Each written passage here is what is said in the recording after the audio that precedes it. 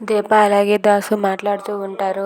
ఇంతలో అక్కడ ఒక యాక్సిడెంట్ జరుగుతుంది. అది ఏంటి అని చూసేసరికి అక్కడ ఒక కార్ యాక్సిడెంట్ జరుగుతుంది. ఇక దీప దాసు అయితే అక్కడికి వెళ్తారు.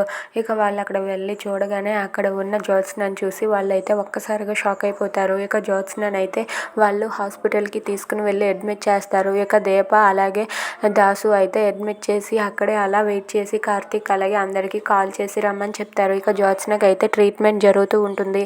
అలా జరుగుతూ ఉండగా ఇంతలో జ్యోత్స్న వాళ్ళ తాతయ్య వస్తారు. వాళ్ళ తాతయ్య వచ్చి కార్తీక్ పైన ఇలా అరుస్తూ ఉంటారు. ఏంటి నా మనవరాలకి ఏమైంది? నా మనవరాల్ని మీరేం చేశారు? నా మనవరాలకి అలా అవ్వడానికి కారణం ఎవరు?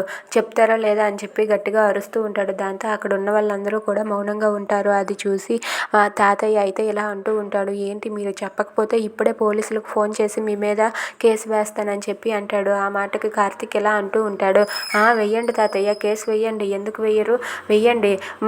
పోనీలే పాపానికి ఎవరికో యాక్సిడెంట్ అయిందని తీసుకువచ్చి ఇక్కడ చేర్పించిన దీప మీద ఆమెకు రక్తం చాలదన్న దాసుకి అలాగే దాసు మామయ్యకి అలాగే ఇక్కడ వీళ్ళు పిలిచినందుకు వచ్చినందుకు నాకు మా ముగ్గురు మీద కేసు వేసి మమ్మల్ని అరెస్ట్ చేయించండి.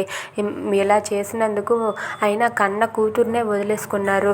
మీకు ఈ ప్రేమలేంటి దీప? అయినా వీళ్ళతో మనకు మాటలేంటి దీప? పద ఇక్కడి నుండి వెళ్దాం. వాళ్ళు వచ్చారు కదా, మనకి వీళ్ళకి ఏ సంబంధం లేదు. ఇక్కడి నుండి వెళ్దాం పద దీప అని చెప్పి కార్తీక్ అంటూ ఉంటాడు. అది వినగానే తాతయ్య అయితే మౌనంగా ఉంటాడు.